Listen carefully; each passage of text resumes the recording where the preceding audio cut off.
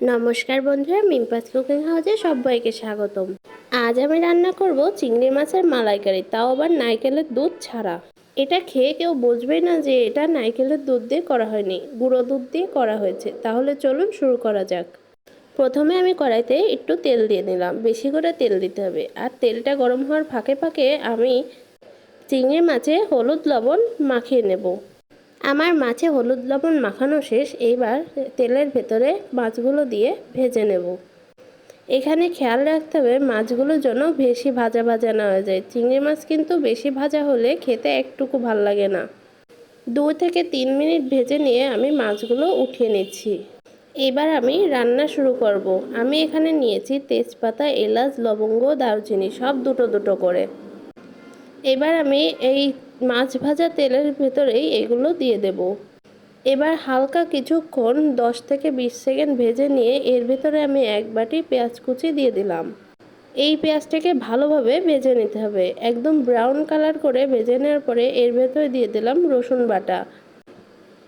এবার রসুনটাকেও ভালোভাবে ভেজে নিতে হবে। এখানে আমি মশলা নিয়েছি লবণ, ঝালের গুঁড়ো, হলুদ, ধনে জিরের গুঁড়ো।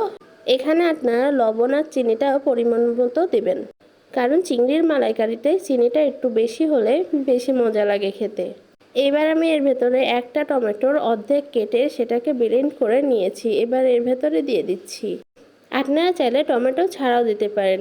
এবার মশলাটাকে কষিয়ে নিয়ে এখানে আমি 3 প্যাকেট গুঁড়ো দুধ গুলিয়ে নিয়েছি 1 বাটি জলে। এবার এই দুধটুক মশলার ভেতরে দিয়ে ভালোভাবে ফুটিয়ে নেব। বন্ধুরা, আমার ভিডিওটি যদি আপনাদের কাছে ভালো লেগে থাকে তাহলে প্লিজ লাইক, কমেন্ট, শেয়ার এবং সাবস্ক্রাইব করে দিবেন। এখানে কিন্তু দুধটাকে ভালোভাবে ফুটিয়ে নিতে হবে। যখন দুধটা ভালোভাবে ফুটে উঠবে তখন এর ভেতরে ভেজে রাখা মাছগুলো দিয়ে দেব।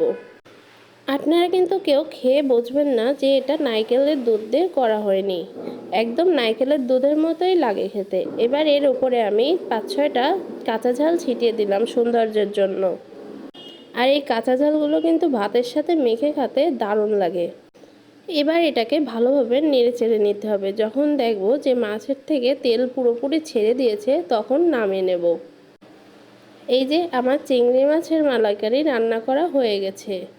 এবার এটাকে নামিয়ে নিচ্ছি। বন্ধুরা, আপনারা এটা অবশ্যই বাসায় বানায় আমাকে কমেন্ট করে জানাবেন কেমন হয়েছে।